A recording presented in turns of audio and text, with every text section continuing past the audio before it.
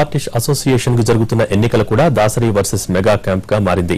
Mega family ఇప్పటికే రాజేంద్ర ప్రసాద్ కు మద్దతుగా నిలవగా అనూహ్యంగా తెరపైకి వచ్చిన జయసుధకు దర్శకరత్న అండ ఉందని ఇండస్ట్రీలో గుసగుసలు వినిపిస్తున్నాయి.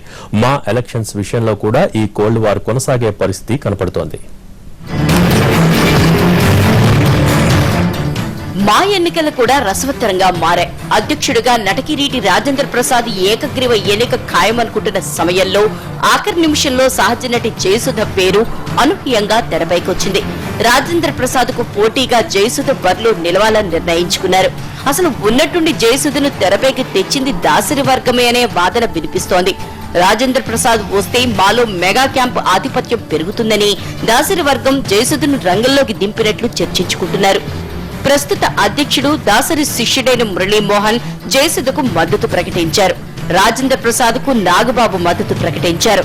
నాగబాబు మద్దతు ఉంది అంటే చిరంజీవి ఆయన వర్గం మద్దతు ఉన్నట్లే. దీంతో ఇప్పుడు రెండు వర్గాలుగా మా ఎన్నికలు జరగనుండటం హాట్ టాపిక్ అయింది. ఈ ఎన్నికలు కూడా దాసరి వర్సెస్ మెగా ఫ్యామిలీగా మారింది. ఏకగ్రీవానికి ప్రయత్నాలు కొనసాగుతున్నా ప్రస్తుతం ఉన్న పరిస్థితుల్లో ఎన్నికలు అనివార్యంగానే మారే సూచనలు కనిపిస్తున్నాయి.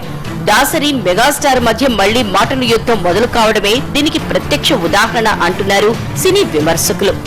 మా ఎన్నికల విషయంలో దర్శకరత్న కలగజేసుకుని సెటిల్ చేస్తారనే వాదనలు వినిపిస్తున్నాయి. రాజేంద్ర ప్రసాద్ కు జయసుధకు మధ్య మంచి రిలేషన్ ఉన్న వ్యక్తి దాసరి. దీంతో ఏకగ్రీవం చేస్తారనే వార్తలు వస్తున్నాయి. ఇరువురు మధ్య పవర్ పంచులు పేలుతున్న సమయంలో మా ఎన్నికల్లో ఎన్ని ట్విస్టులుంటాయో చూడాలి. మొత్తం మీద తెలుగు ఇండస్ట్రీలో దాసరి వర్సెస్ మెగా ఫ్యామిలీ వివాదాలకు ఇప్పట్లో తెరపడే పరిస్థితి కనిపించడం లేదు. ఈ ఇద్దరి మధ్య విభేదాలు ముందు ముందు ఎన్ని మలుపులు తిరుగుతాయో చూడాలి.